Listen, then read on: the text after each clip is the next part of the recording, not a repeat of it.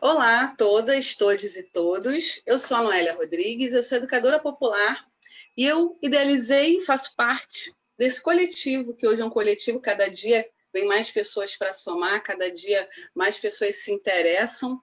É um coletivo de educação popular e libertária, que é o CEPL, que já existe há mais de 10 anos, a gente está aí na luta, né, para a gente difundir, né, e propagar e somar e partilhar experiências de educação popular. E desde março, então, a gente está nas atividades online, né? Como a gente tem visto a galera toda se empenhando, a gente está se reinventando também, a gente está resistindo e resistindo, porque assim é muito complicado, né? Então a gente fica naquela, né?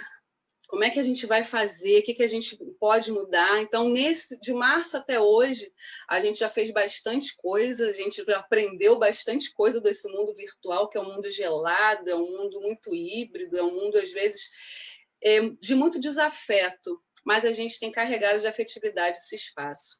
E aí, a gente teve Papo Reto, a gente teve uma série, né, de março até julho, de 20 Papo Reto. O que era o Papo Reto? Papo Reto, a gente falava de vários assuntos relacionados à Covid ou não, relacionados à educação, política, saúde física, saúde mental. E é bom que esse material está todo no YouTube, na nossa página, que você pode curtir lá, se inscrever no nosso canal, CEPL, Coletivo de Educação Popular e Libertária. E o que é mais interessante é que esse material tem servido para pré-vestibulares comunitários, populares e sociais. Esse é o nosso intuito. Né? Então, assim, muita gratidão, né, por quem e para quem compartilha esse material, para professoras e professores, educadores e educadores populares que estão na luta com a gente. Esse material, inclusive, já foi até para a Colômbia, né? Então, nossas irmãs e irmãos estão tendo acesso a esse material, já foi para o México também, na Uniterra de Oaxaca, então a gente está muito feliz e com o coração quentinho, carregado de gratidão por tanta gente que tem somado com a gente, como eu já falei. Aí a gente termina em julho o Papo Reto. E aí a gente fala assim, não, vamos dar um tempo, né? Vamos sossegar um pouco o facho, mas o facho não sossega. E aí a gente faz o quê? Vem Dani Balan, queridíssima, diretamente de São Paulo, e falou assim, poxa, Noélia, vamos fazer alguma coisa, porque eu vou lançar um livro de Cadu a Duda, que fala sobre uma criança trans. E eu falei, gente, o que a gente pode fazer? Vamos fazer um formato de live, então? E criou-se, então, o CEPL Convida, que a gente está, então, desde o dia 6 de agosto de 2020 até hoje, dia 2 de dezembro de 2020, quando a gente vai terminar hoje esse ciclo, né? Essa partilha, né, esses encontros. A gente falou com muita gente bacana, foram 15 encontros que a gente teve, falando de saúde também, de educação, de samba, de escritas, de alfabetização de adultos, alfabetização de crianças, enfim. Tantas escritoras e escritores maravilhosos que passaram por aqui. Se eu falar, eu posso esquecer de alguém, então não vou falar, está tudo lá na nossa página, você pode conferir. E outra coisa, a gente criou também leituras devidas e escritos divergentes. É um grupo de estudo que a gente faz uma vez por mês, leitura das nossas e dos nossos, sobretudo de América Latina, nossa Méfrica Ladina, como dizia Lélia Gonzalez, nossa Bia Ayala, como diziam os nossos primeiros, né, moradores e donos dessas terras, indígenas Cuna, do Panamá e Colômbia.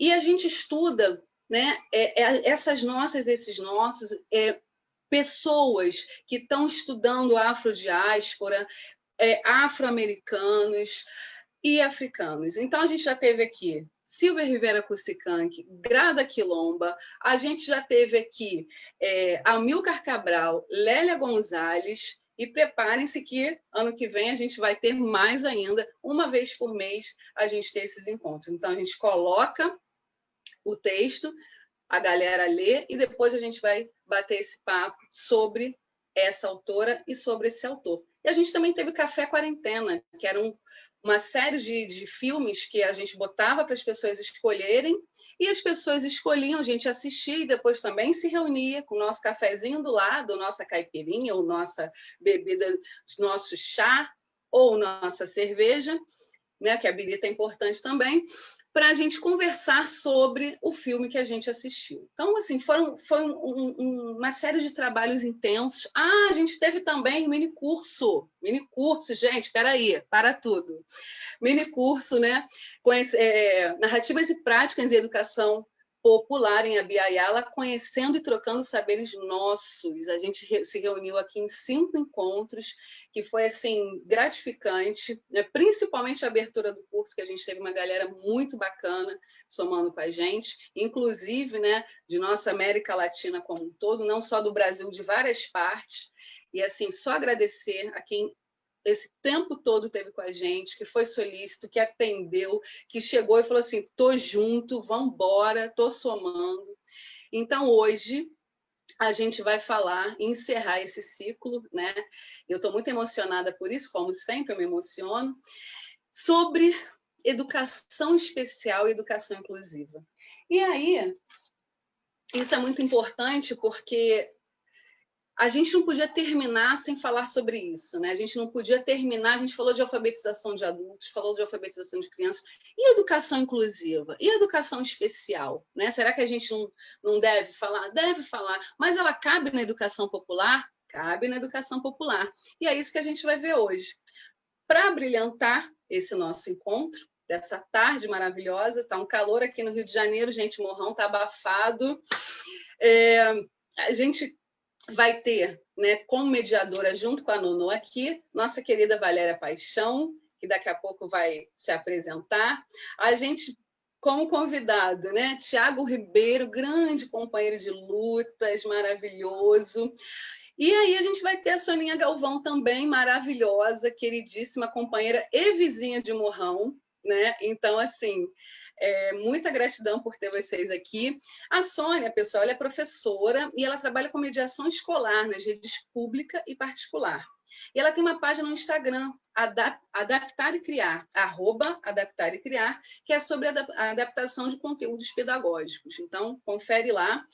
O Tiago Ribeiro é professor do Instituto Nacional de Educação de Surdos, do INES, ali em Laranjeiras, aqui no Rio de Janeiro, e do Programa Específico de Investigação Narrativa e Autobiográfica do Doutorado em Educação da Universidade Nacional de Rosário, na Argentina.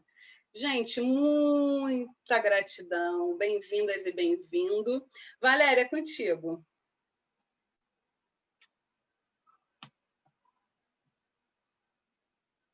Deixa eu ativar o som, peraí.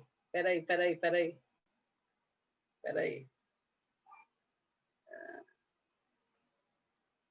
Deixa eu ver aqui. Peraí, Valval, já vou aqui.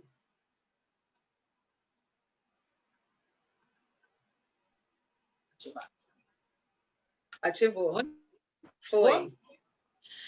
Então, não tenho nem muito para falar, né? Porque a Noélia falou tudo, mas vou me apresentar. Sou Valéria Paixão. Eu fiz pedagogia na Unirio, mestrado e educação especial pela Unirio. Fiz também um curso de pós-graduação de educação étnico-racial na Rural. E a gente vem lutando, né? Educação também de luta, né? Nesse nosso caminhar. E aí, falar de educação inclusiva e educação especial é muito importante, sim. Por quê? Porque a educação inclusiva não fala só da educação especial, né? A educação inclusiva vem abranger todas a diversidade que a gente tem. E aqueles também que não se colocam no ponto de educação especial, porque tem várias outras denominações que se colocam na educação inclusiva e não se colocam na educação especial, né? Então, vamos ouvir, né, aí para poder ele explicar um pouco para a gente esses pontos, depois a gente vem falando mais um pouquinho, né? Tá bom.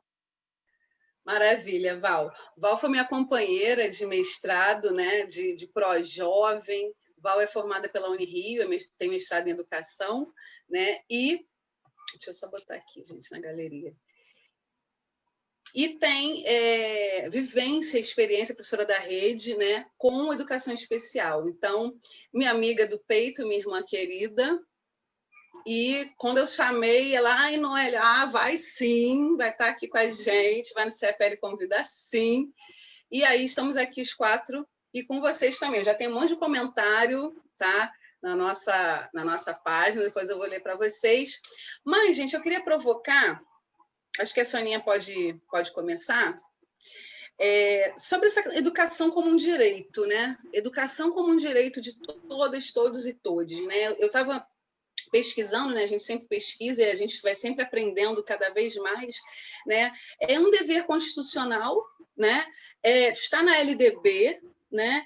E aí, de fato, a educação inclusiva, a educação especial acontece no espaço da escola? Acontece na rede pública? Tem espaço para isso? Tem formação para isso? Eu já queria jogar essa primeira marimba aí para vocês segurarem, que aí, para a gente poder entender mais ou menos o que é isso. E para começar, antes de tudo isso, o que é cada uma? São iguais? Educação inclusiva e educação especial é a mesma coisa? É tudo a mesma coisa ou não? Gente, marimba é tua, Sônia, segura aí. Olha só, meu nome é Sônia Galvão, como a Noélia já me apresentou. Eu vou fazer uma autodescrição minha. Eu sou professora, né, e mediadora escolar. Eu sou mulher branca, eu tenho 57 anos, cabelos grisalhos, ondulados, compridos, meus olhos são castanhos e eu uso óculos. E é o seguinte, falar de educação inclusiva é extremamente importante. É uma importância que vai além dos muros da escola, principalmente porque nós vivemos numa sociedade que é extremamente excludente, preconceituosa, e que o preconceito tem matado pessoas, entendeu? Então, é assim, para ontem a gente debater, a gente falar, a gente pensar sobre isso, e sair um pouco do nicho escola, professor, pedagogo, a gente tem que abranger como sociedade esse tema, entendeu? Infelizmente, a nossa vivência atual com relação à inclusão é um caminho longo a ser percorrido. Por quê? Porque, como eu disse, eu trabalhei também na rede particular e pública. Na rede pública, você tem uma deficiência de mediadores para trabalhar com as crianças. Então, o professor, que já é sobrecarregado com uma turma de 40 alunos, às vezes, tem ainda essa demanda. Entendeu? Então, não há uma situação equilibrada nisso. E na rede particular, o que acontece? Acontece com relação aos conteúdos que a educação inclusiva, principalmente com relação a crianças com autismo, que tem uma questão mais complicada, entendeu? E às vezes não são oralizadas, não são falantes, entendeu? É uma questão assim a nível de ver primeiro a comunicação, porque um ser que não se comunica não existe socialmente. Então, isso é uma questão que eu trago para a gente abrir, para a gente conversar, que eu acho de suma importância. Entendeu? E não é uma coisa que é cara, não é cara, você pode ter comunicação com troca de figuras, pode recortar figuras de banheiro, figuras de quero beber água, e fazer um treinamento básico com a criança, entendeu? Autista, porque o que não pode acontecer é essa criança ficar sem fala, literalmente, entendeu? Porque a fala não é só o ato da voz. A fala, a comunicação vem através de outros meios. Tem aplicativos que são gratuitos, tem os que são pagos, tem essa troca de figuras, entendeu? Tem várias coisas que você pode utilizar e deve, porque a criança não pode ficar sem voz. Não pode. Isso aí eu acho que é imperdoável. E outra coisa que eu acho, Noélia, e a todos aqui, que eu nem falei boa tarde para todo mundo, né? Mas é que é um assunto que mexe tanto comigo, são tantos anos de estrada, que é uma coisa que a gente precisa pensar. A questão da criança na escola, ela, além dessa questão da comunicação, que é a coluna vertebral, que eu acho que para começar qualquer trabalho, entendeu? Que precisa, tem a questão da grade curricular. que acontece? Os conteúdos eles não são voltados para o aluno de inclusão. Eles, como é que se diz? Eles correspondem a uma demanda da escola curricular. E, para mim, na minha opinião, isso não está muito certo, está errado, porque precisa avaliar o entorno daquele aluno, da onde ele vem, a família, entendeu? Tudo que cerca esse aluno, a bagagem que esse aluno traz, tudo isso precisa ser validado, precisa ser olhado para ontem, porque senão fica um conteúdo que ele não se apropria, que ele não entende, que não vai servir para nada. É uma perda de tempo assim que é fundamental na vida do ser humano. Entendeu? Na época que deveria estar fazendo treinamentos de autonomia também, de socialização com base na comunicação alternativa que ele for utilizar, ter uma sala com quantidade menor de alunos também, entendeu? São várias coisas. E o professor ele não pode ficar sobrecarregado só nas costas dele, ou se não, um município, que eu trabalhei no município, né? Que não traz, não oferece a demanda de mediador capacitado, treinado, minimamente. Eu não estou nem falando em coisas assim de altas proporções, eu estou falando uma questão mínima para que essa criança possa ter um apoio e possa caminhar. Porque é muito fácil, gente, jogar a culpa na deficiência. É muito fácil. Falar, ele não aprende por causa da X deficiência. Isso é muito fácil. O que é importante é a gente trazer para a gente essa responsabilidade de trabalhar com essa criança, de observar essa criança, de investigar qual é a melhor forma que ela aprende. E é necessário, essas coisas todas que eu listei, da sala com menos aluno, é importante, por causa da questão sensorial, por causa de várias coisas que acabam desestabilizando a criança e a criança não consegue trabalhar, ou ela entra num processo de ficar fora de sala de aula toda hora, entendeu? Porque eu também acho isso uma coisa errada. Eu já ouvi de professores isso, para sair com a criança, entendeu? E eu fico pensando, como é que ele vai ser inserido na sala se eu vou ficar à parte com ele? Além de excluir a criança, também exclui o profissional. E é complicado, entendeu? Então, tem coisas que precisam vir à baila, que precisa ser visto, que precisa ser falado. E a gente precisa, para ontem, mudar esse esquema. Porque, senão, olha, as crianças autistas vão virar adultos e vão envelhecer. E aí, como é que a gente vai fazer? Não tem capacitação para trabalho, entendeu? Não tem nada, não tem uma estrutura, sabe, mínima. Isso para nem falar de moradia assistida com monitoria. Isso eu nem estou falando isso porque isso já é outra coisa, outra parada, entendeu? Porque são pessoas que vão precisar desse apoio. Os pais vão morrer, os familiares vão morrer. E aí vai ficar uma situação caótica na vida da pessoa. E é possível. Eu trabalhei com crianças com um nível de severidade que não era pouco, não, era muito. E elas conseguiram aprender. Claro que conseguem, entendeu? Então, o que eu vejo, que eu escutei muito isso, logo no início, quando eu comecei a trabalhar, tanto da rede pública quanto na particular, que autista, ele vive num mundinho só dele, entendeu? Mas, na realidade, o que eu quero falar para vocês, que isso não é verdade. Quem vive num mundinho só nosso e na bolha só nossa somos nós. A dificuldade é nossa de aceitar e conviver. Aceitar não, perdão, eu vou corrigir a minha fala. De respeitar. Respeitar e conviver com o diverso, o que é diferente. É a nossa dificuldade. Porque nós achamos que só os nossos comportamentos, tidos como normais, podem ser aceitos. E está longe disso. Está longe disso. Entendeu? Então, a gente precisa sair de selfie, sair de filtro e mostrar a cara e trabalhar com a realidade que está cercando a gente. Gente morrendo, gente sendo tolhida dos seus direitos, entendeu? Então, isso precisa ser visto, precisa ser olhado e precisa ser falado, entendeu? Imensas reuniões que eu já fui de escolas com pessoas para falar de inclusão, só ficava no raso, as pessoas não adentram a situação, entendeu? E, infelizmente, a gente não caminha assim, a gente não consegue caminhar assim.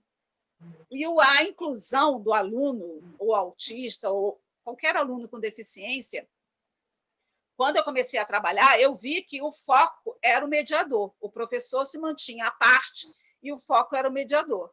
E é outra coisa que eu não concordo, entendeu? Não concordo. Por quê? Porque o aluno é um ser da escola e as pessoas que estão compondo aquele núcleo escolar fazem parte do processo de inclusão desse aluno e da educação desse aluno. É inspetor, é merendeira, é todo mundo, cara. Então, é o que eu vi, as pessoas se abstendo, porque as pessoas ficam muito restritas a cargos e funções de seus cargos e não colocam a mão na massa do que tem que colocar.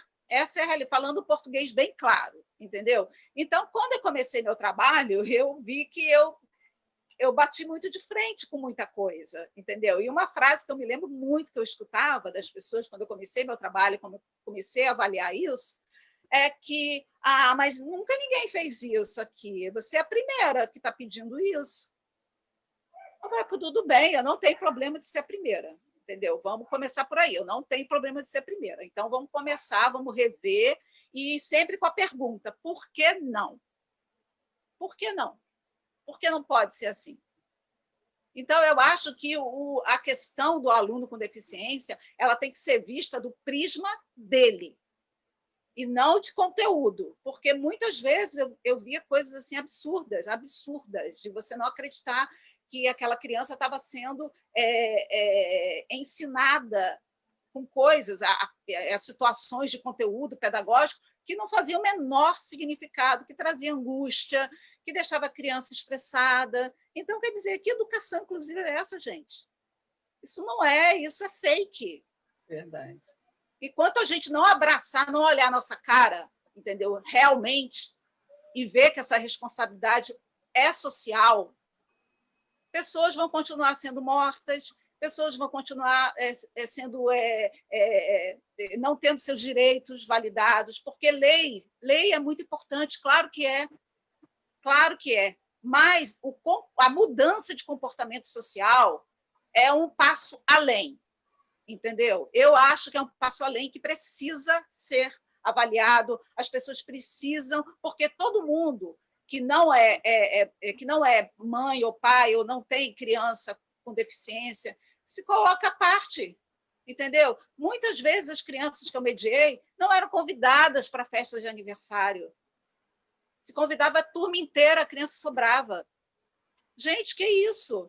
E agora, como uma escola, um estabelecimento de ensino, pode ficar omisso nisso, sem ter uma colocação? Como? Eu não entendo. Eu não entendo, entendeu? Então, o que a gente vai fazer? A gente vai fingir que a gente está incluindo ou a gente vai realmente sentar e conversar? Eu não tenho receita de bolo, eu não sou dona da verdade, entendeu? O que eu tenho é o meu caminho de experiência, que são 10 anos mais ou menos nesse caminho, entendeu? É isso que eu tenho. Sempre me coloquei à disposição de conversar com os profissionais, ou seja, a parte pedagógica, a coordenação, os professores. Eu sei que muitos ficavam até angustiados, porque não sabiam como começar.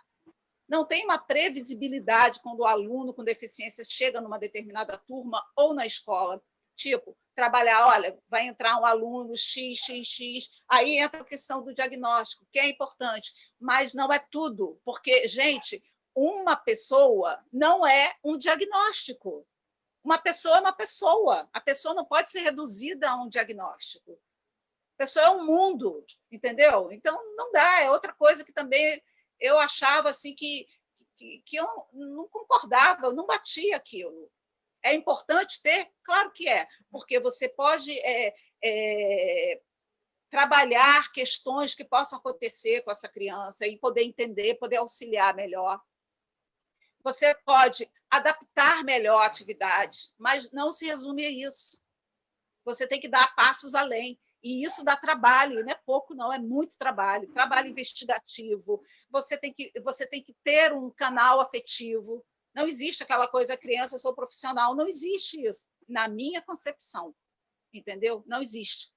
E por eu ter realizado um trabalho para além do espaço físico da escola e por ter incluído todo o corpo escolar, eu vi resultados maravilhosos, eu aprendi muita coisa, entendeu? Muita coisa, não foi pouca coisa com relação a isso. Adentrar no espaço familiar, para ver qual é a demanda daquela criança, qual é a história daquela criança, como é que é a estrutura daquela família, entendeu? É muito importante, porque a criança ela não é só aquele aluno da escola, ela existe na casa. E como é essa relação, como é essa estrutura familiar, como é que lida com isso, como é que é o nível de autonomia dessa criança, entendeu? E tudo mais. Então, eu acho que isso são questões que precisam vir à tona, a gente precisa falar sobre isso, tem que tirar esse véu, entendeu?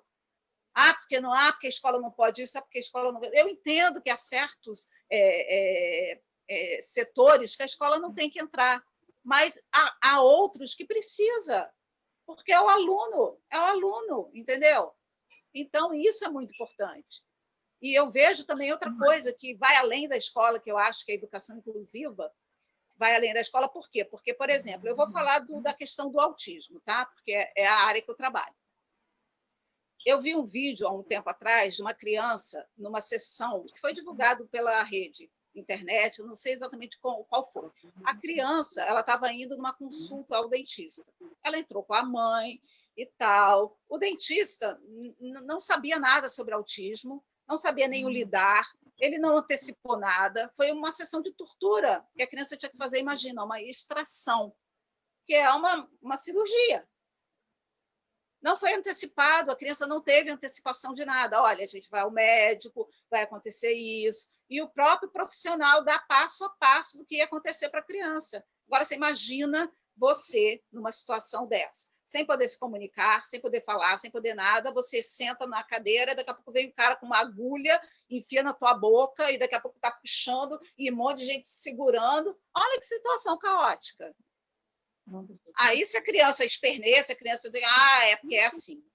Porque é o problema que ela tem. O problema quem tem somos nós. Não é a criança. Não é quem é diverso, não é quem é diferente que tem problema. O problema é nosso, que não aceitamos diferença de espécie alguma, porque achamos que somos o top do top em comportamento. Entende? E isso é uma coisa que, nossa, você vê assim há anos corrido. Porque na minha época que eu estudei, por exemplo, não tinha criança com deficiência na minha sala. Eu não me lembro, sinceramente que eu não lembro. Nem síndrome de Down, não me lembro. Isso mesmo. Né? Vocês lembram, na época de vocês? Eu não lembro, gente. As crianças deviam ficar cativas dentro de casa, sem convívio social. Entende? Então, o problema é de quem? O problema é nosso, gente. O problema é nosso. Com não certeza, é quem é diverso. Não é. Vocês não concordam? Não é possível, gente. A gente tem que mudar, tem que andar esse processo.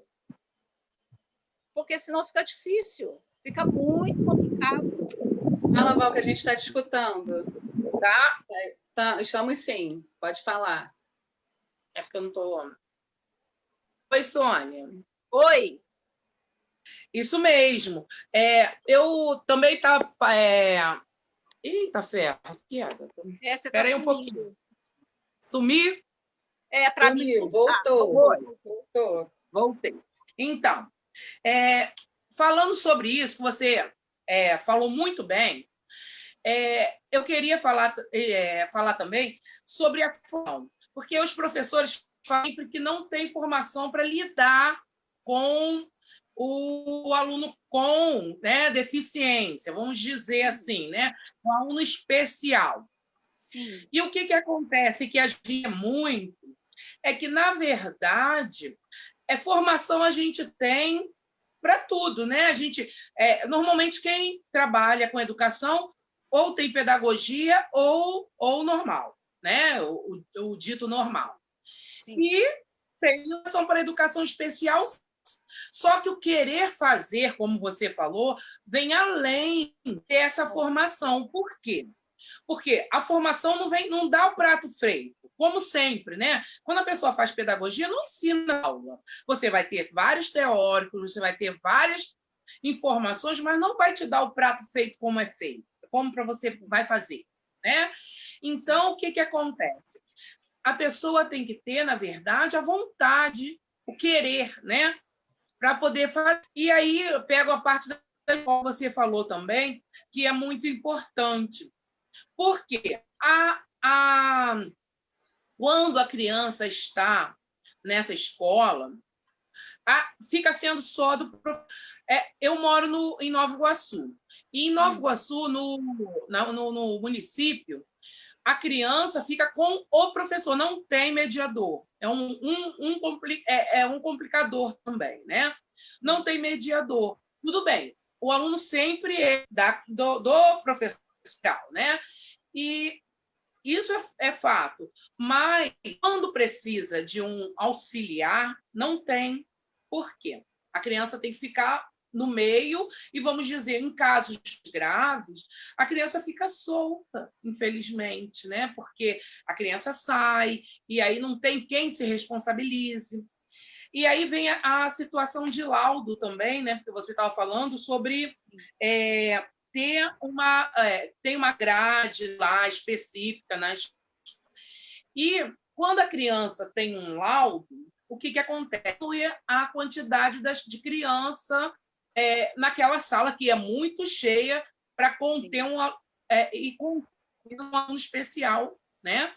Que precisa de uma atenção específica. Não que tenha que ser... que eu acho que ele está ali para a inclusão, ele tem que trabalhar, mesmo que, como você falou da grade curricular, às vezes foge o entendimento da criança, vai estar naquele ciclo de ajudar, né? E ele também vai percebendo alguns nuances e vai se incluir naquela turma. E aí, o que eu digo de você dança ali naquele meio, ele está aprendendo de alguma forma, ele está aprendendo, às vezes não vai aprender aquela grade curricular, porque ela também não vai importar muito para ele. Mas ele está se incluindo, ele está aprendendo como o outro, às vezes, tem muita criança que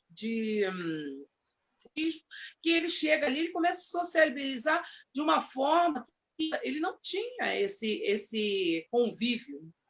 Então, ele está sempre aprendendo, né? Está sempre aprendendo. Mas o professor também, ele precisa de um apoio, porque estar numa sala, né, com vários alunos, e aí chega um aluno que, no caso, precisa de uma atenção maior, de um trabalho específico para ele, e acaba ele estando sozinho, não ter como fazer, né? Assim, é pensar nas duas partes. É necessário? Na verdade, o que a gente precisa é um investimento, né? Sempre é isso, infelizmente. O investimento, por quê? Porque o aluno precisa de alguns materiais pedagógicos. O professor precisa de uma ajuda, ou seja, o investimento para ter uma pessoa colaborando, um professor, um mediador, uma pessoa que esteja colaborando nessa educação, né? Então, são muitas faltas, né? Infelizmente.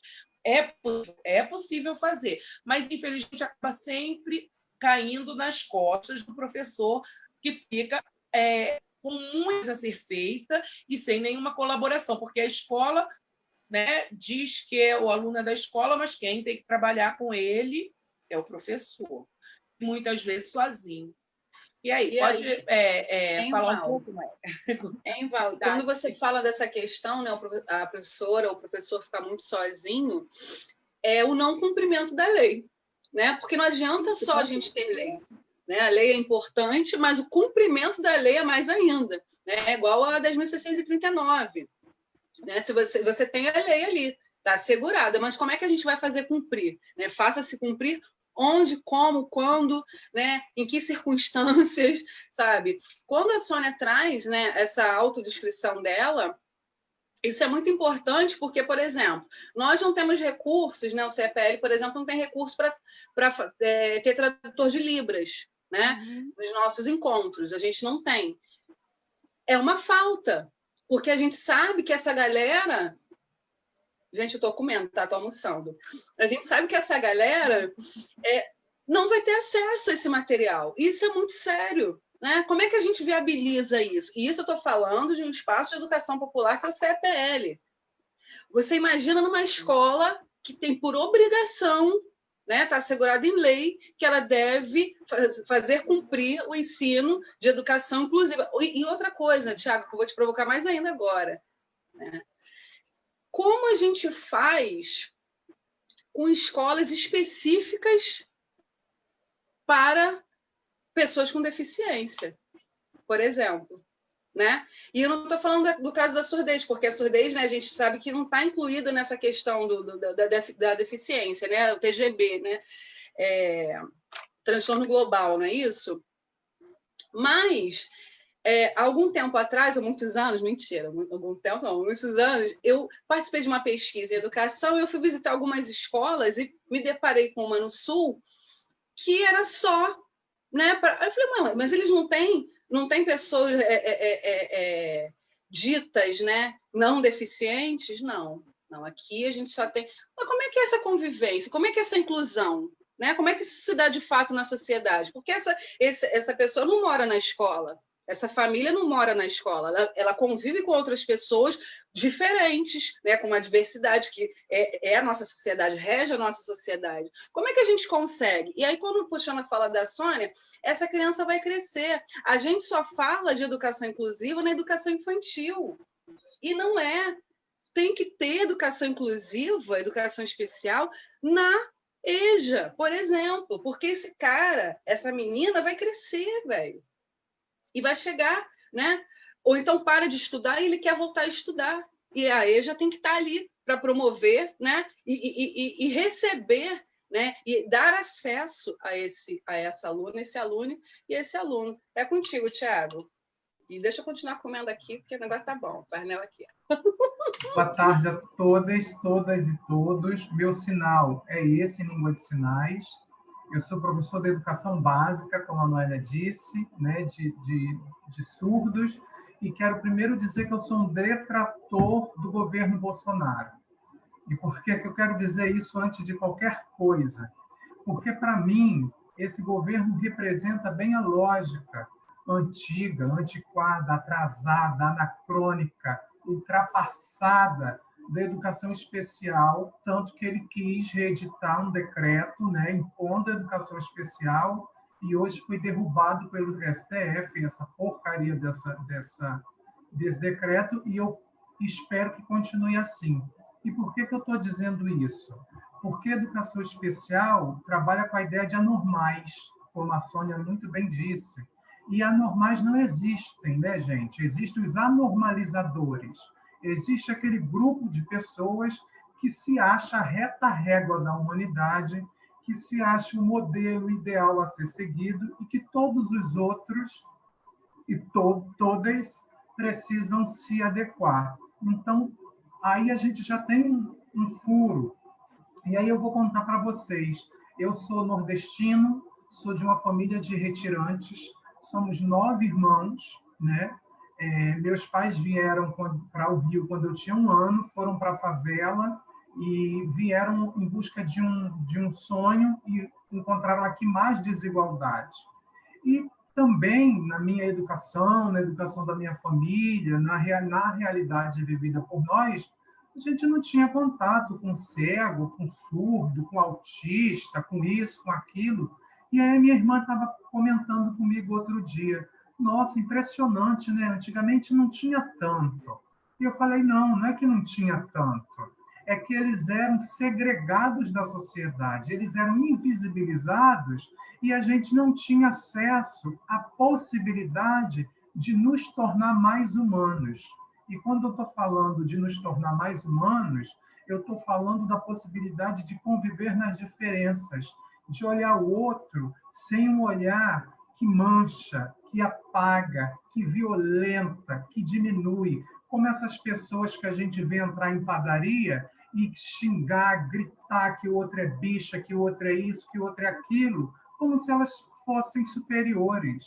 Ou então, como a gente vê pessoas sendo assassinadas dentro de grandes redes de supermercados pela sua cor, porque a gente não conseguiu, não teve o direito de ter uma educação, não para eles, mas para nós.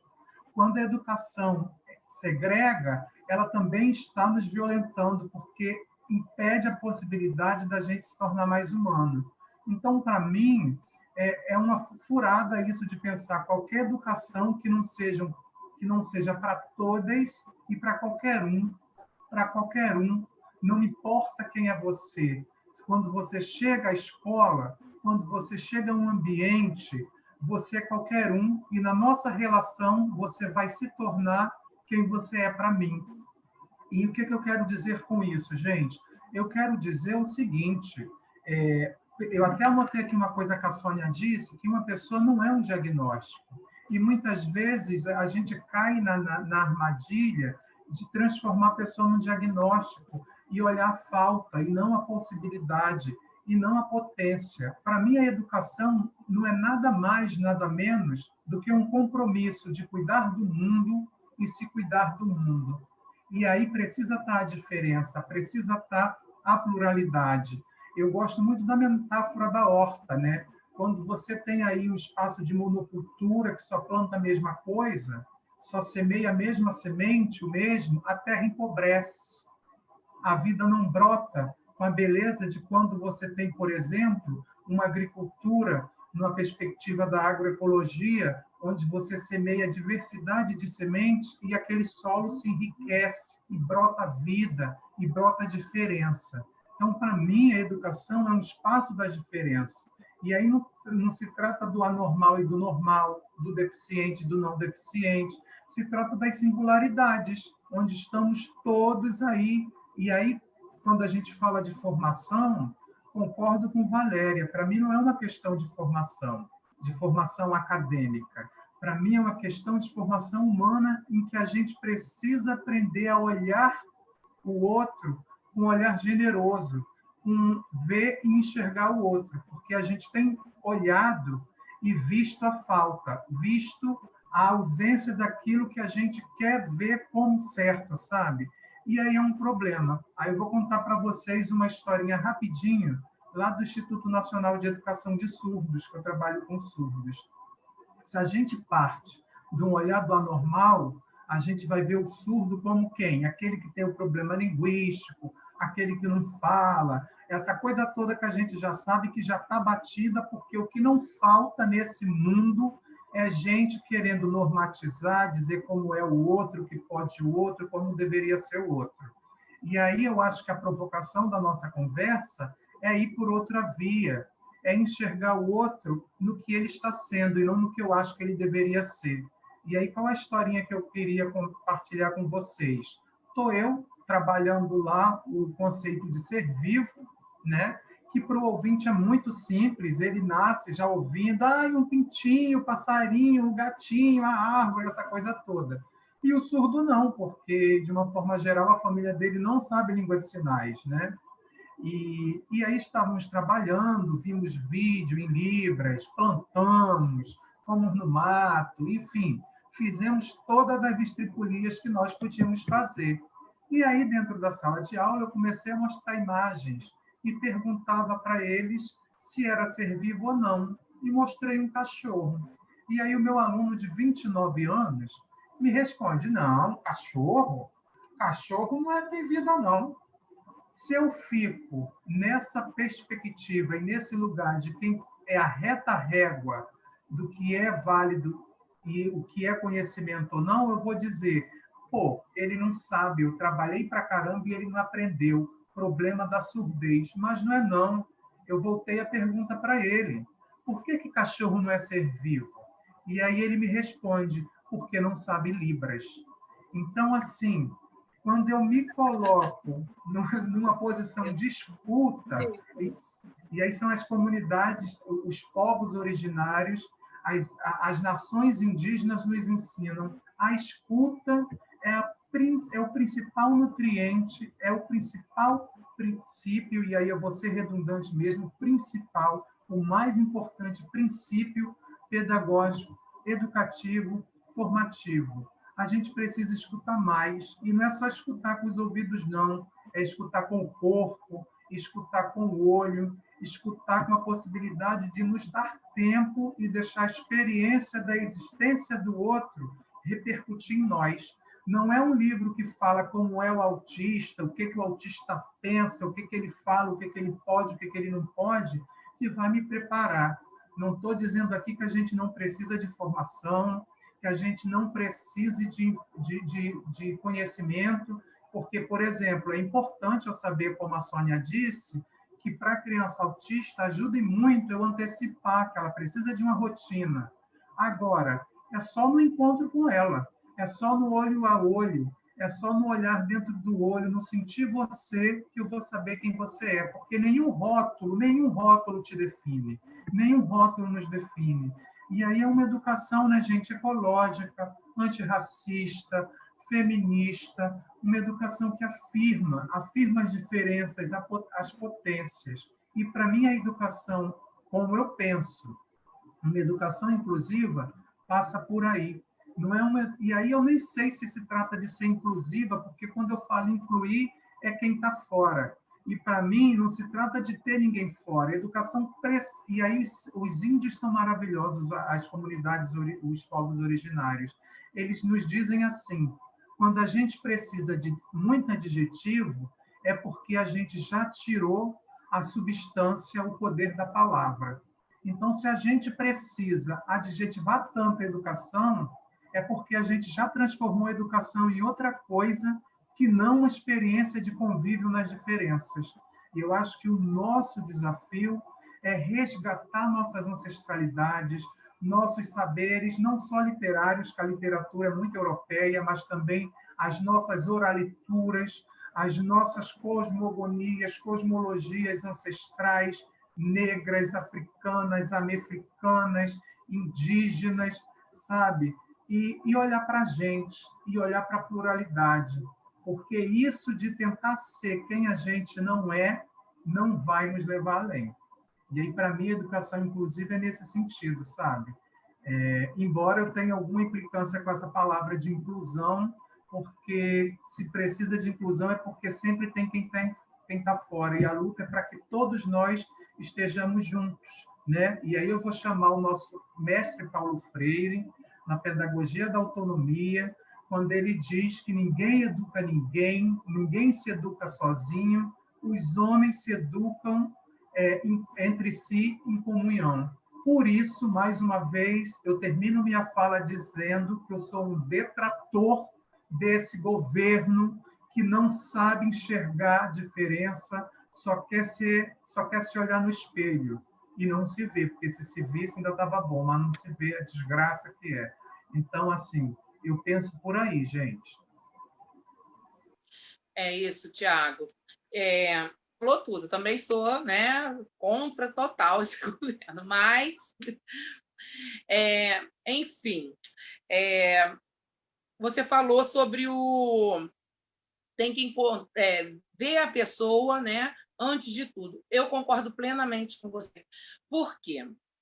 Porque o que acontece é que as pessoas veem primeiro a deficiência da criança, vê a cor da criança, vê o cabelo da criança, vê que aquela criança vai sem sapato, vai de chinelo, não vê a criança, não vê o ser humano, não vê o adulto, né? Porque ele precisa ser visto primeiro, é um ser humano, né? E depois, sim, ninguém é igual a ninguém, né, gente? Falta alguma coisa em mim que vai faltar num que sabe muito mais, falta outro, falta que sabe alguma outra coisa, vai faltar o que em mim que não tenho muito, sei. E aí é isso, gente. Um vai contando o outro. Por quê? Porque o pessoal fica muito preocupado na deficiência, aí cai na deficiência e esquece do ser humano. E o que tem acontecido muito é isso, porque a criança... Tu tá ouvindo, Noélia? Você parou? Sim? Então, criança, por exemplo, vou dar um exemplo, né, que tudo é TDAH, tudo a criança é muito agitada, é muito... Então, o caso é que aí pensa naquela deficiência, não vê o ser, não vê a pessoa ali, não tenta conversar, não passa, não tenta trazer aquela criança para ela até mesmo ser importante e gostar daquilo que está sendo passado, querer aquilo que está sendo passado. E aí, eu queria falar de novo sobre esse diagnóstico, que você até falou também, né? Que realmente, às vezes, o diagnóstico não é nem importante pelo ser em si, mas na escola, como ele funciona. O diagnóstico, a criança que vem com um laudo, ele acaba sendo menos uma criança na turma. Ou seja, aquela turma ela vai tirar 2 crianças para entrar uma criança com laudo. Quando é uma criança que não tem laudo, está ali, ela é incluída, ou seja, o trabalho vem a mais. Não estou dizendo que uma criança especial acaba sendo 2 crianças. Não é porque ele dá trabalho de 2 crianças. É que, se o professor precisa dar atenção a uma criança, dar mais atenção para uma criança, se diminui uma criança dentro da sala, já é mais fácil. Porque a gente sabe que as salas de escolas públicas são lotadas. E aí, quando a criança precisa de atenção, às vezes não é possível dar essa atenção. E aí, no caso do laudo, ele vai diminuir um pouquinho a turma, e aí facilita o trabalho. Mas, como eu disse, né, na verdade, esse diagnóstico é só para saber o que você vai ter que trabalhar e tudo. Não vai definir aquela criança. É uma pessoa, ou aquele adulto é uma pessoa que precisa realmente de atenção. E digo mais, que você falou, precisa de escuta. Realmente, o ser precisa escutar a coração. Além de escutar a pessoa, precisa escutar o coração, né? Porque tem gente que a gente só olha, né? Dá vontade de abraçar aquela criança. Por quê? Porque o coração está aberto para aquilo, né? Então, além de ensinar, a gente também tem que ter esse olhar amor com o ser, com o próximo. E as diferenças têm em tudo quanto é lugar, né? Na verdade, eu acho que é muito a questão do acolhimento, né, e da afetividade nesse processo. E não só isso, né? Como a Sônia começou falando, a Valéria, o Tiago, é você acreditar no que você faz, você querer fazer, né? Eu ouço muito assim, isso é muito triste, né? Porque você olha aquele aluno, aquela aluna, aquele alune na perspectiva da dó. Ó, dó, né? Ai, que pena, né? Quando você passa a olhar esse sujeito, essa sujeita, na perspectiva dos direitos, ele está aqui porque é direito dele, dela, está aqui nesse espaço e eu vou trabalhar com ele dentro dessa perspectiva. Muda muita coisa, né? Muda muita coisa. Inclusive o que você vai trabalhar, né? Quando você vê, como o Tiago fala, como potência e não como falta, muda muita coisa. Porque aí você percebe, não, ele tem um conhecimento, o outro tem outro, a gente pode juntar esses conhecimentos, como a Valéria está falando, e a gente vai fazer um caldeirão aqui. E desse caldeirão vai sair coisa boa, porque está todo mundo se doando. Quando você começa numa perspectiva de pena, você já está se colocando acima, né? E eu fico muito impressionada, no século XXI, a gente está falando sobre isso. Né? A gente está falando sobre pessoas com deficiência, como o Tiago falou. Por que essa nomenclatura? Educação inclusiva, por que a gente ainda discute isso? Porque não se tem. Né? Então, aquilo que não tem, a gente precisa falar, porque se a gente não fala, soa como que está tudo bem, está tudo tranquilo. Afinal de contas, o racismo não existe no Brasil. Afinal de contas, a LGBTQIA+fobia não existe, né? No mundo que a gente vive.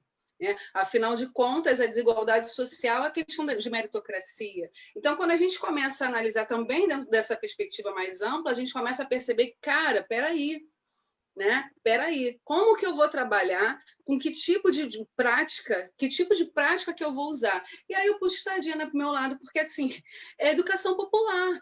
Se você dá mais trabalho, claro que vai dar mais trabalho, mas é uma perspectiva diferenciada. Você não vai pegar aquele modelo e encaixar em todo mundo. Né? Eu fico muito triste também quando alguém fala assim, eu tenho um com Down na minha sala. Eu tenho um autista na minha sala. Né? E quando a Sônia fala, e o diagnóstico prova o quê? Mostra o quê? Eu tenho fulano de tal. Não, eu tenho ciclano. Eu tenho... Né? Não, eu tenho um Down. Né, Nélia? O nome exatamente, do aluno. O nome é uma pessoa, não é um autista. Não, eu tenho um autista, eu tenho um Down, quer dizer, e aí você já está focando em quê? Você não foca no nome, você foca no problema, no dito problema, né, com muitas aspas. Então, assim, quando a gente vê, não, ele é deficiente, mas, olha, ele é surdo, mas esse mais também já quer dizer muita coisa desse preconceito velado que a gente tem, né, Sônia? Fala você. E tem o que é ser normal, velho? O que é ser normal? Né? Até anotei para falar, para dividir com vocês, que são muito assim comuns. Por exemplo, pessoas com deficiência não são anjos e não são assexuadas. Tá? E outra coisa, a questão da deficiência não se resume ao que ela é. E as pessoas, às vezes, usam até, eu já vi isso, é muito comum, em vídeos com pessoas com deficiência enfrentando barreiras, às vezes físicas, para transpor um local para sair, ou cadeirante, como vídeo motivacional de vida. Se ele consegue, quer dizer, é uma injustiça, é uma coisa errada que não deveria estar acontecendo, aquela pessoa deveria ter resguardado seus direitos sociais. Então, vai lá, o sujeito posta na rede dele, olha aqui, se ele consegue, você também consegue. Pô, tá errado, gente. É de uma maldade, né? É de uma maldade isso, se a gente fala é de uma educação, canalice isso. Sim, e se a gente fala em educação inclusiva, é porque a gente exclui. Se a gente não excluísse, não existiria educação inclusiva. Sônia, a gente exclui o tempo todo.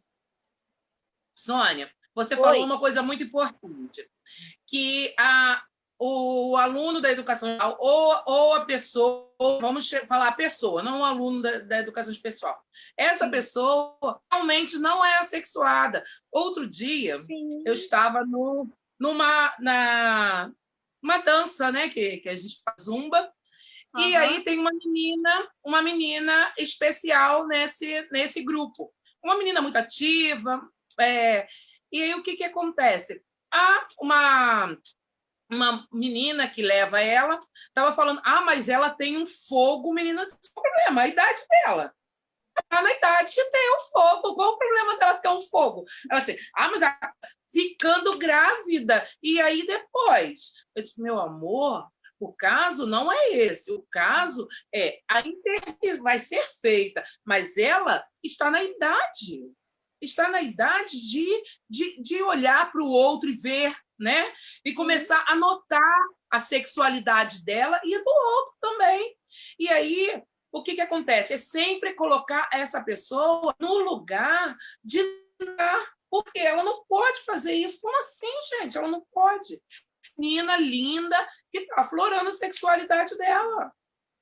Sim. E aí, o que acontece? As pessoas querem esconder essas pessoas. Não são mais crianças, são adolescentes, são adultos que são escondidos para poder não ter essa sexualidade. Valéria. Uma questão hormonal aí, cara. Com certeza. Normal. E a pessoa tem que vir pensando. Não é? Isso. Gente, e aí, vamos ter uma proteção. Outra coisa que eu acho legal falar, Valéria. Aí são outros 500. Sim. Aí é o caso do ensinamento, que tem que prosseguir a vida toda. Ela precisa de um como qualquer outra. Isso. Como qualquer outra. Mas o que eu vejo também, Valéria, outra coisa importante, desculpa, outra coisa que eu acho importante é que algumas deficiências não são visíveis. Então, é um desrespeito muito grande quando alguém atropela uma pessoa que está exercendo o direito ou numa fila ou numa vaga de carro, como se ela não tivesse o direito de estar ali, entendeu? Isso é um desrespeito tremendo. Ou até mesmo se apossar dessa vaga e dessa situação que é dessa pessoa, porque acha que isso é mimimi. Não, esse direito é um direito específico, com certeza. Deve desrespeitar.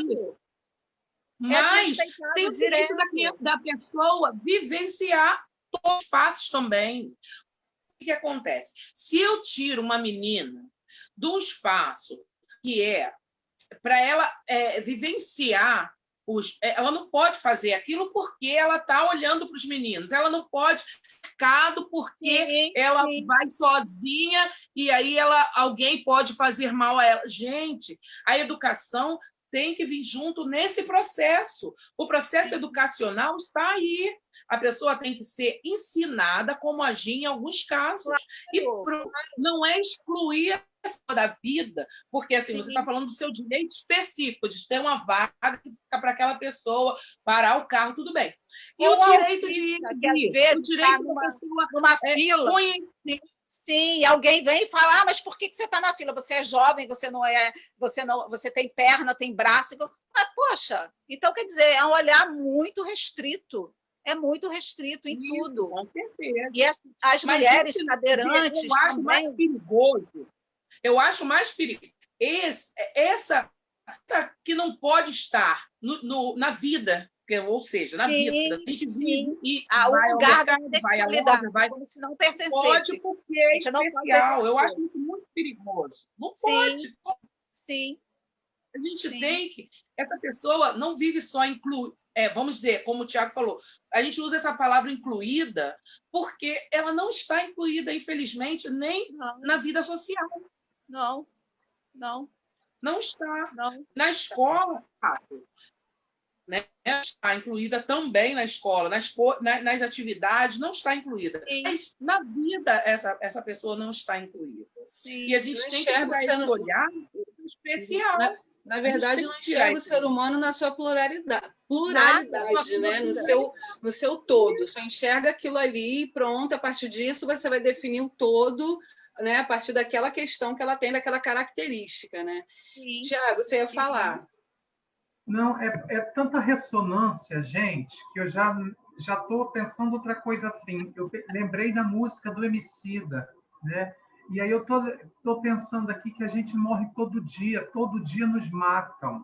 É o negro que se olha no espelho, ou então com 5 anos vai tomar banho e se esfrega com força, tentando ficar mais branco, porque só tem referência branca, sabe? Até quando a gente pega um livro de literatura, Menina Bonita do Laço de Fita, vamos celebrar. Mas por que a menina bonita, preta, não pode ser nomeada? Se todos os protagonistas, todas as personagens brancas têm nome. Dá licença que minha ancestralidade tem nome. Dá licença. Por que o gay tem que se assumir? Ele é enrustido. Vai para a ova. Eu não tenho que me assumir nada. Nunca vi um hétero sair por aí. Olha aqui, minha identidade, eu sou hétero. Então me deixa ser viado em paz, entendeu? Assim, e aí a gente tem que esgarçar os limites do que a gente está chamando de diferença, que não é deficiência, são as diferenças, são todos esses negados. A mulher que não aprende que ela é maravilhosa, que ela é linda e que ela se basta e que não precisa, como diz no Nordeste, de cachorro da bala, da bexiga, da taboca, nenhum, para ela ser completa, porque aí é que começam também as relações abusivas. Então, a educação, para mim, transpassa os muros das escolas, e é isso que eu quero dizer com cuidar do mundo e se cuidar do mundo, porque esse mundo que nos encanta também é o mundo que nos mata. E aí a gente precisa, sim, na escola discutir isso, educação sexual. Tem um monte aí de barbado, né? Começando pela alta cúpula do governo, que não são a favor de educação sexual. Diz que a gente está querendo fazer pedofilia na escola, que a gente está querendo fazer ideologia de gênero, mas a gente tem que lembrar que se o Brasil é país o mais negro fora das Áfricas, é porque muito de nós fomos fruto de estupro. Isso precisa ser dito. A gente precisa dizer que nas nossas sociedades latino-americanas é cultural a pedofilia, a violência sexual contra as crianças, como eu sofri. E nunca isso foi dito em espaço nenhum, nem na escola, nem na mídia, nem em lugar nenhum, porque a mídia também, a informação não só informa, não. A informação forma. E aí a gente precisa dessas narrativas de dor, A gente precisa dessas narrativas de angústia, de revolta, de denúncia, porque essas narrativas também pluralizam nossa visão de mundo. E se a gente continuar sempre reforçando o mesmo discurso, o mesmo olhar, a mesma narrativa de mundo, o viadinho da favela vai continuar sendo só o viadinho da favela, né? A mulher que é assediada, a mulher que sofre violência, vai ser só a vítima, está se vitimizando. Sabe por quê? Porque mimimi é a dor que não dói na gente. E aí eu acho que é uma educação ecológica, uma educação humana. E aí eu estou falando de humano, não sou eu, não é você, Noélia, não é você, Sônia, não é Valéria. É humano como todo ser existente nesse mundo, numa perspectiva indígena. A árvore que está lá na floresta sendo queimada com a passagem da boiada, ela também faz parte dessa humanidade, porque sem ela a humanidade não existe, não. Não existe, não, porque ninguém vai respirar dinheiro, ninguém vai comer dinheiro. Então, assim, é uma educação, gente, que é transformar esse modelo, esse uno, em milhões, em pluralizar mesmo, sabe? Falar de nossos corpos, de nossas angústias e perceber a beleza onde ela não é autorizada. As nossas histórias de dor têm muita beleza. E qual é a beleza? É contribuir para que elas não continuem sendo invisíveis e se perpetuando na clandestinidade dos cotidianos. A gente, em tempo de contaminação, eu acho que a educação inclusiva, desde o lugar onde a gente está conversando, ela precisa polinizar, ela precisa gerar outras coisas, sabe? E se a gente ficar nesse lugar de não falar, porque a gente foi ensinado a se silenciar, eu precisei de 31 anos para descobrir minha negritude. Né? Sabia que a mãe do meu pai era filha de alemã, mas ninguém me disse, eu nunca soube, que a bisavó da minha mãe era escrava, que a minha mãe viveu num espaço onde tinha sido um quilombo, que eles fugiram dos maltratos. E é essa a nossa sociedade. São essas narrativas também que têm que ser visibilizadas para a gente entender que a nossa história não é o nosso destino, como dizia Paulo Freire, sabe? Então, é uma educação popular, sim, é uma educação inclusiva, sim, e é uma educação que não se dobra às grades curriculares. Que imagem horrorosa, né? É bem como a Fônia disse, grade que nos prende, que nos cerceia. A ova com as grades. Uma vez eu ouvi na escola o seguinte: ai, mas se a gente não ficar trabalhando os conteúdos, como é que vai ser no futuro para as crianças? Aí eu perguntei para a pessoa: você pode me explicar um pouco da morfossintaxe do agente da passiva? A pessoa abriu 2 olhos assim: eu não lembro disso não. Ué, e como é que você vive se você não aprendeu o conteúdo, gente? Isso é conteúdo de 8ª série. Então, assim, é lógico que eu não estou dizendo aqui para a gente jogar os conteúdos fora, mas a gente precisa entender que não é o conteúdo pelo conteúdo, são conceitos que nos ajudam a ampliar mundo. Quando eu falo de química, por exemplo, a química é uma linguagem que me ajuda a olhar o mundo de outro lugar, a compreender por que a Baía de Guanabara é esse esgoto, né?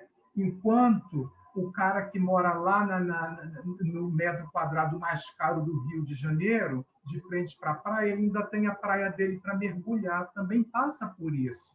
Enfim, eu acho que o conteúdo, o conhecimento, sem estar grávido de vida, pouco ele serve. Como a Sônia mesmo falou, como a Noélia falou, como nós todos falamos, e a gente tem que repetir, repetir, repetir, até ficar diferente. Se está desconectado com a vida, é um sinal, um indício de que muito pouco pode os modos e maneiras como nós temos aprendido a ensinar. E aí eu vou dar um exemplo da educação de surdos. Tem um monte de gente que defende que o surdo, logo quando chega na escola, tem a língua ou não, tem que ter o bilinguismo paralelo. Vai aprender língua de sinais e vai aprender ciclo da água, isso e aquilo. Ora, o sujeito que não se conhece, que não tem uma língua, nem português, nem língua de sinais, que não sabe seu nome, não sabe sua idade, eu estou preocupado que ele venha me dizer ciclo da água, gente. Vamos descer para o mundo, o planeta Terra está chamando? Eu não estou em Marte, eu não estou em Júpiter. A pessoa precisa se constituir, se enxergar, se olhar, porque se a gente não puder conversar, se a gente não poder trocar, como é que eu vou aprender qualquer coisa? Enfim, são essas questões que a gente tem que botar sim o dedo na ferida, e vocês viram que eu já estou hoje com a macaca dando cambalhota nas costas, porque eu estou revoltado com essa educação, entendeu? Estou revoltado com esse governo, querendo que as universidades voltem em janeiro sem vacina, porque é isso, é uma política da morte. Mas a gente se nega a aprender e ensinar a morte. A gente está de mão dadas com a vida e essa educação popular, inclusive, que a gente conhece. Olha, eu não sou candidato a nada, não, hein? Eu estou com fala aqui de candidato, mas não sou, não quero voto, não. Isso me faz lembrar muita coisa, né? Principalmente a gente que trabalha com pessoas em situação de privação de liberdade, com trabalhadoras e trabalhadores da construção civil. Como é que a gente vai levar questões importantes que façam sentido, né? Porque a gente quer, sim, pré-vestibular social comunitário e popular. A gente quer, sim, que as nossas e os nossos entrem nas universidades. Sim, vão ocupar o espaço que é de direito, sim. Mas como é que a gente traz aquela fórmula da água, né, de uma maneira que faça sentido? Então, quando o aluno chega, por exemplo, todo ensopado de chuva, como já aconteceu, eu até escrevo sobre isso na minha tese, ele chega, caraca, gente, olha só, meu uniforme, estava de uniforme, da barriga para baixo era água pura. Ele enfrentou uma enchente para chegar e ele chegou atrasado e chegou, né? E a gente vai falar assim, então senta aí, vai logo, porque você já chegou atrasado? Não, para tudo. Você vai parar tudo, a gente vai parar tudo, a gente vai conversar por que da enchente, por que enche na Rocinha e não enche no Leblon, né? Por que enche no Parque da Cidade? A gente tem que ir com a água aqui na cintura e não enche na Gávea, né? Que isso? Que mecanismo é esse? Isso é mágica? Isso é do nada? Não, não é do nada. Então, a gente precisa conversar sobre isso. E a gente pode incluir, sim, esses conteúdos nessa questão. Se eu trabalho com aluno auxiliar de serviços gerais, né, que é o nosso público majoritário, né, dentro do projeto, como que eu vou falar de química, gente? Eles não vão aprender. Aí você já está subestimando, né? Que a maioria faz isso. Né? Isso aí nunca vai aprender. E esquece. É sempre assim. E quando você vê que vou trazer um cloro para cá, vou trazer uma água sanitária para cá, e a gente vai estudar esse cloro, essa água sanitária. Não é o produto que ele usa no dia a dia, que ela usa, então a gente vai utilizar aqui nessa sala de aula, nesse espaço de educação não formal. Então, assim, o problema é esse, o problema é você acreditar. Fala, Val. É isso que é falado sempre, né? Botam sempre o não na frente. Mas tu que é a pessoa de aprender está, infelizmente, nas mãos, né? Quando a pessoa mostra que sabe alguma coisa, o outro fala, e como você sabe isso, né? Porque aquele não está para aquela pessoa, né? Não pode, eles não têm capacidade para isso. E se não tem capacidade, já é colocado sempre, né? E aí esse véu que a gente tem que conseguir tirar, romper, mas não é só dos nossos olhos, não. Olhos das pessoas que sofrem também, porque, infelizmente, essas pessoas conseguem ver que elas podem, porque falam tanto que ela não pode. Se o menino negro não consegue passar do ensino médio, porque as pessoas falam para ele que ele precisa somente estudar para ser o quê? Para chegar a um trabalho ali. Ele conseguiu aquele trabalho, tá bom, você não precisa mais do que isso. Então, se as pessoas vão dizendo e a gente acreditando, a gente não rompe, né? E aí chega a universidade velho, a gente quando muito, né, romper isso, né? Quando muito. Mas porque esses véus são colocados na nossa visão. Para poder a gente não conseguir romper com essas coisas mesmo. É isso que é feito dessa forma, né? Aí, no caso, o Tiago fala desse governo. Esse governo reforça, mas não é só esse. A gente tem que romper com essa lógica em todos os governos. Essa lógica está aí para a gente. A gente tem que romper em todos eles.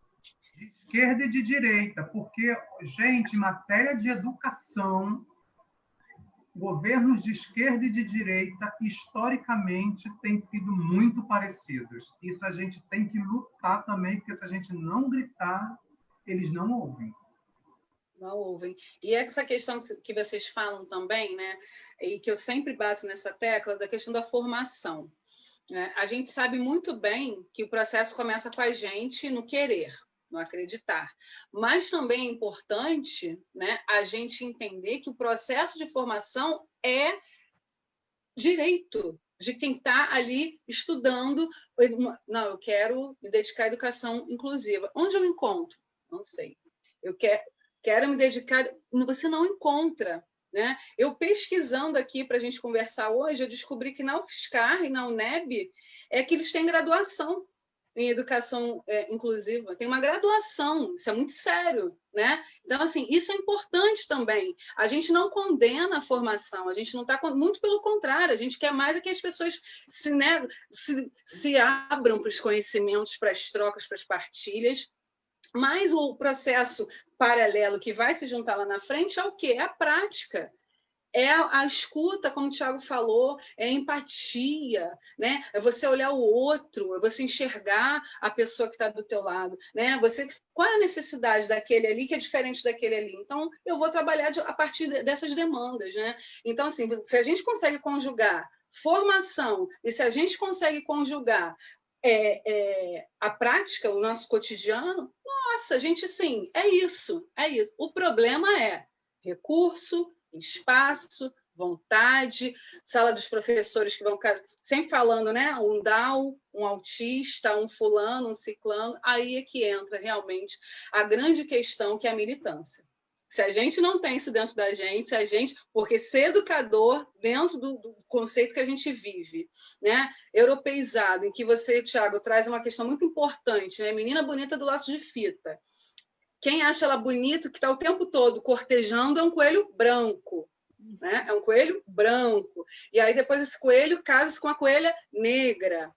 Né? Então, querendo trazer a questão do mito da democracia racial, né? Romantizando esse mito, né? Da democracia racial, da miscigenação, né? Que não existe. Fora essa questão dela não ter nome. Né? Até hoje a gente não descobriu o nome dela. Então, assim, o Monteiro Lobato, né, que é tão batido, não, Monteiro Lobato, um racista dá com pau ali. Um racista ao extremo. E as pessoas ainda utilizam e romantizam e não problematizam Monteiro Lobato. Né? Quer utilizar Monteiro Lobato? Beleza, mas vamos colocar o caráter racista, até mesmo para a gente problematizar isso e colocar no debate? Porque senão a gente fica naquela coisa, sabe? Não, daquilo não sai, como a Soninha falou no início, né? E aí? Como é que a gente trabalha? Né? O que a gente faz? E é isso que a gente traz, né? A gente traz essa provocação, a gente traz nessa conversa, nesses momentos que já estão chegando ao fim, né? A gente traz isso. O que a gente pode fazer? Autocrítica. Será que eu estou fazendo mudança? Ou será que é muita selfie, como o Thiago falou? Né? Será que é muita rede social e pouca prática? Né? O que a gente tem feito nesse cotidiano? E aí... Noélia, pode falar. Desculpa, é que eu lembrei de um episódio que aconteceu comigo no espaço da escola pública. Que, aliás, a escola pública, em termos de abraçar o aluno diferente, é muito significativo em comparação com a escola particular. É muito mais.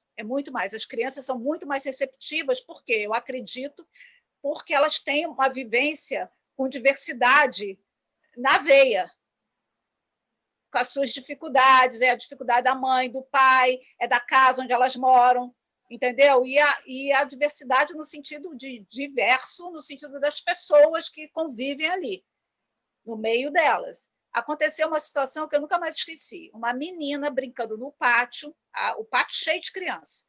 E o aluno que eu estava fazendo mediação era um autista bem severo, com dificuldades, ele não verbalizava.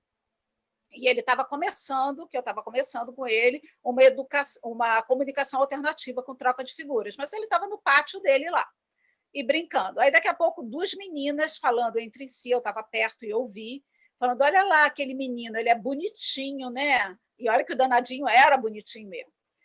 Ele é bonito, 7 anos, mais ou menos, a criança. Ele é bonitinho. Ah, mas ele é maluco. Aí a outra falou, jura? É, ele é maluco. Aí eu cheguei perto das duas e falei, de quem vocês estão falando? Ah, daquele menininho ali. Ah, sabe como é o nome dele? É Daniel o nome dele. Aí vou inventar o nome fictício, tá? Aqui, Daniel. Aí a outra criança olhou e falou, mas ele é maluco, né, tia? Eu falei, não, ele não é maluco. Ele é autista. Mas o que é autista? Aí eu expliquei para ela numa linguagem bem simples que ele tinha umas diferenças no comportamento, que algumas brincadeiras ele não entendia, não conhecia, e não sei o quê, e que elas poderiam ajudar, convidar para brincar, e tal, e fui conversando com elas. Foi muito engraçado. Aí elas chegaram perto dele, e daqui a pouco estava pulando corda, estava brincando, né, do jeitinho lá deles. E eu me afastei. Aí, daqui a pouco, veio para essa menina que eu conversei e expliquei o que era, em linguagem bem simples, o autista, e desconstruí a questão do maluco. Outra menina chegou e falou assim, aquele menino ali é maluco, né? Aí ela virou assim para essa menina que falou isso. Não, ele não é maluco. Você sabia qual é o nome dele? Aí eu falei, não. A menina, não. É Daniel o nome dele. Aí a menina falou, não, mas ele é autista. Você sabe o que é autista? A garota, não. Aí ela explicou, quer dizer, reverberou uma informação que foi desconstruída, que a criança tem um canal muito mais tranquilo do que o adulto, e se impregna com um monte de coisa, de preconceito, não posso chamar para a minha festa do meu filho, porque a criança é assim, vai dar trabalho, sabe? Bota um monte de coisa na frente, e que a criança, por si só, ela já corta. Se ela tem uma fala extremamente preconceituosa, é porque essa fala foi construída pelos familiares ou pelo entorno dela. Porque ela não é assim. As crianças são um canal maravilhoso de trabalho. Eu aprendi muito com as crianças. Muito, muito mesmo. Olha, por isso que eu digo da importância da inclusão, a importância de estar junto. Por quê? Sim, a criança aprende com o outro. Essa daí, ela aprendeu muito. Essa criança que não é especial, ela aprendeu sobre o amigo que é especial e aprendeu também falar para o outro o que o coleguinha tem. Que é o colega, isso que você falou, que depois vai poder estar na festa dela, que ela vai poder Sim. falar para a família dela quem é ele, o problema que Sim. ele tem. Apresentar a criança, nomeando a criança. Isso, nomeando ele. E aí, essa é a importância. Por quê? O que acontece quando a criança vive nessas salas ditas... esqueci o nome da sala. Qual é o nome da... Algumas escolas... Sala de recursos. Isso. As salas de recurso. Porque eu trabalhei em Niterói, mas eu ficava na sala de recurso com um aluno. A gente ia lá só pegar a atividade, tudo. Não era para ficar na aula, não. Ficava na sala de recurso. E aí, o que acontece? Esse garoto ele não conhecia os colegas. Não conhecia. A gente faz um trabalho especial para a criança. E não é essa a ideia da inclusão. A ideia de realmente a criança conhecer os colegas, vivenciar a educação com os colegas, porque ele aprende muito mais do que ficar tentando aprender, como disse o Tiago, a fórmula da água, que não tem importância no momento para ele. Uma hora vai ter importância, mas naquele momento não tem. Mas, Valéria,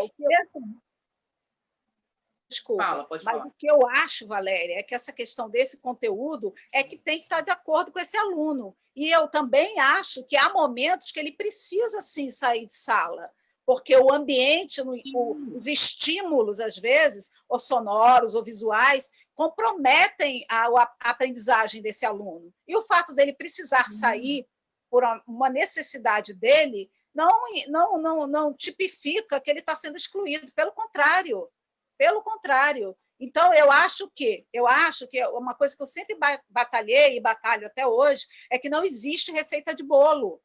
Ser humano é vasto, entendeu? Mesmo com diagnóstico, sem diagnóstico, é um ser humano ali que você tem que avaliar. Como é que esse indivíduo trabalha melhor? Como é que ele aprende melhor?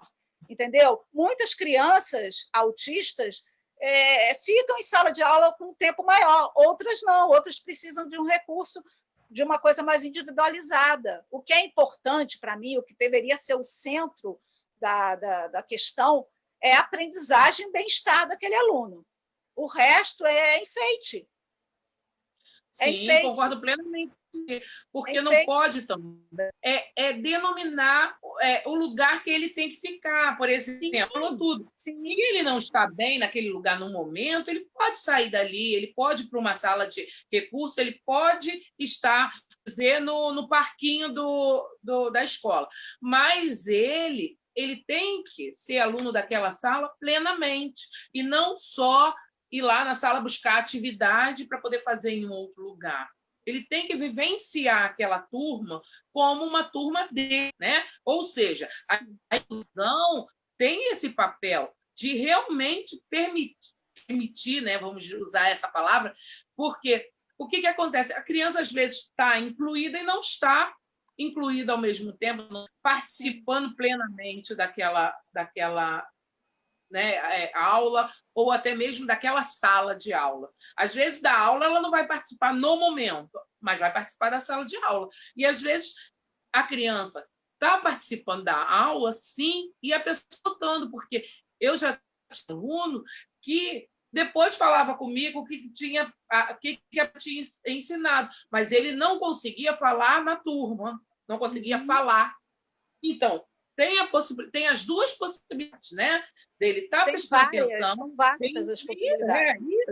Tem várias possibilidades. A gente não pode cristalizar, entendeu? Não pode. Não dá para. É o aluno. Ele vai te dar o norte de o que é melhor para ele, como é melhor. E não é a dificuldade dele. Ele vai te dar o sul, não vai dar norte, não. Ele vai dar o sul para a gente. Né, Tiago? Eu digo o direcionamento, né? O direcionamento, porque o que acontece? A gente fica muito restrito ao que a gente tem que fazer, como se fosse como é que eu vou dizer? Fica uma receitinha. Inclusão é isso. A gente tem que manter o aluno, não sei o quê. Às vezes, o cara está ali completamente voando, entendeu? Está lá dentro daquele ambiente ali, não está aprendendo nada, está perdendo o tempo dele, onde poderia estar num local onde a aprendizagem fosse melhor, entendeu? Com uma qualidade para ele, que ele precisa, e ele está ali. Mas ele está incluído na sala de aula. Inclusão aí vai depender do critério e da definição de inclusão que cada um tem, entendeu? Porque a minha não é essa, com certeza não é. Agora, Sônia, uma coisa boa é que nós temos a nós, né? O pessoal fala muito em rede me dá um ruído porque me lembra de nó, de prisionamento. Eu gosto da ideia de constelação. E eu vou dizer para vocês, apesar de tudo, no cotidiano da escola, a gente sempre encontra aquele professor, aquela professora que constela, que poliniza e que nos ensina a sua experiência. Né? Como eu tenho sorte, gente, em toda a minha experiência, assim, e aí eu vou nomear aqui minha grande mestra, minha mãe preta, Ana Paula Venâncio, professora do Instituto de Educação, que eu tive o prazer de me formar entrando 4 anos na sala dela. Que prática! Chego ao Instituto de Educação de Surdos, também encontro amigas e amigos, professores, que assim a gente precisa formar nossos quilombos também, né? A gente precisa se aquilombar, dar os braços, as mãos para quem está na luta, para quem está do lado, porque apesar de todas essas dificuldades, como você bem disse, sempre tem aquele a quem dá a mão e a fazer junto. É tão bom quando a gente tem quem acredita na luta da gente, quem luta junto. Eu concordo com você, Tiago, mas sabe qual é a questão? A questão é que a aprendizagem daquele aluno, daquele indivíduo, não pode contar com ter sorte de ter pessoas engajadas, entendeu? Verdade. Não pode, isso não pode acontecer, porque é a vida daquela pessoa. É uma coisa de uma importância assim, fundamental, tanto para ele como indivíduo, e como os familiares, que um dia vão embora, vão partir. E aí, como é que fica? É seríssimo, né, gente? E É estamos muito. chegando ao fim. Estamos chegando ao fim do nosso encontro. Olha, são muitos comentários, não vai dar para eu ler, né? Não tem mais, Então, não. Não tem pois fim. é, você viu? Eu sempre falo que se eu pudesse, eu ficava aqui a tarde inteira, mas eu sei que a nossa agenda realmente, assim, parece que triplicou, né? E aí, assim, queria muito agradecer a quem postou mensagens de elogios, de sugestões, agraciando esse nosso encontro. Muito obrigada a todo mundo que assistiu, que vai assistir, vai estar no YouTube. Até amanhã a gente consegue colocar, né? E aí isso fica para a posteridade, né? Para que lá na frente a gente possa olhar assim, caramba, será que a gente cresceu mais um pouquinho? Será que a gente conseguiu caminhar mais um pouquinho? E que bom, né? Que essas mãos vão estar sempre de mãos, não só mãos dadas, os braços serão sempre de braços dados, né? Eu queria então que vocês fizessem a fala final, passar para a Valéria, e aí depois eu retorno para me despedir da galera toda e desse CEPL Convida, nossa edição de número 15. Valéria, é contigo. Tá bom. Primeiro, eu queria agradecer, né, claro, a Noélia por ter me chamado para esse momento, tá medo, né, nervoso de falar assim em público, mas estamos aqui, né? Aqui em público meio que em casa, então fica mais fácil. Conheci a Sônia, né? Prazer conhecer, achei muito boas as palavras dela. E, assim, realmente a gente precisa infelizmente, sempre é na luta, né? Que se não for na luta, a gente não consegue nada. Lutar tentando fazer com que os nossos direitos, apesar de ser direitos, eles se concluam, porque os direitos por direito, né, é lei, mas não funciona de acordo com o que é escrito ali. A gente tem que correr, tem que batalhar para conseguir. E, como o Tiago, sim sorte, né, daqueles que pegam uma pessoa que sabe, né, que consegue, que tem vontade de fazer. Mas aqueles que não têm vontade, que não têm, né, tem que fazer também. E a gente pede, né, que a gente pensa, né, pede não, a gente pensa que seja feito da melhor forma. Por quê? Passa a ser prazeroso para a pessoa que faz, porque você acaba batendo em faca, o que acontece? Tem que fazer, não tem que fazer? Então, vamos fazer da melhor forma, né? Tentar fazer direito, fazer de uma forma que não vá doer, nem para si e nem para o outro que recebe, né? Fazer da forma correta, na verdade. E Tiago, meu colega de graduação, né, Tiago? Maravilhoso ter estado com você aqui. E queria também, puxa, olha, um sonho mesmo era que disse, né, nessa educação todas as possibilidades. E nesse sentido, a Libras entrar para a escola regular. Por quê? Porque tem aquele coleguinha que, às vezes, tem a curiosidade de conhecer o outro colega, de saber um pouco mais, e, às vezes, tem alguns colégios que têm criança que é Libras, né? E tem o mediador dela. Mas as outras ficam também aquém a essa linguagem, né? Desculpa, a essa fala. E é muito interessante, né, Tiago, expandir, né, para a nossa educação toda, né? Mas como a gente tudo é um sonho, né? Quem sabe um dia a gente chega lá. Pode passar para eles. Maravilha, Val. Soninha? Quero agradecer esse convite maravilhoso, maravilhoso. Fiquei felicíssima em participar. Adorei conhecer Valéria, Tiago, entendeu? Foi muito bom, foi muito bacana poder falar um pouquinho sobre essa questão que tem a ver com todos nós como sociedade, não é só a escola, não é só a criança com deficiência ou não deficiência, é com todo mundo, todo mundo. E eu gostaria imensamente de fazer uma parte aqui com relação ao agradecimento, que para mim é muito importante. Quero agradecer a minha grande mestra, Helena de Arádia, que é uma grande amiga de muitos anos, sabe, que transformou o meu caminho na minha vida, entendeu? E a casa, minha casa espiritual, Bosque de Artemis, que é uma casa, é um espaço muito importante de conscientização e reconstrução do feminino. E agradecer os profissionais que eu conheci no meio do caminho, fonoaudiólogos, psicólogos que vieram somar, mas principalmente, antes de tudo, também as próprias crianças, que são assim maravilhosas e me trouxeram afetividade, conhecimento e um monte de coisa assim. Então, é isso que eu quero dizer. Um beijo grande. E obrigada. Obrigada, Sônia. Obrigada mesmo, Tiago. Quero agradecer primeiro pela oportunidade de participar da conversa, rever Noélia, companheira de doutorado, que sempre me dava uma paz de espírito escutá-la nas intervenções, rever Valéria, minha amiga querida de graduação, conhecer Sônia foi um grande prazer, agradecer a tudo que eu tenho aprendido com os estudantes surdos do INES e com os professores surdos, em especial também, em especial a Vanessa Lesser, que o sinal é esse.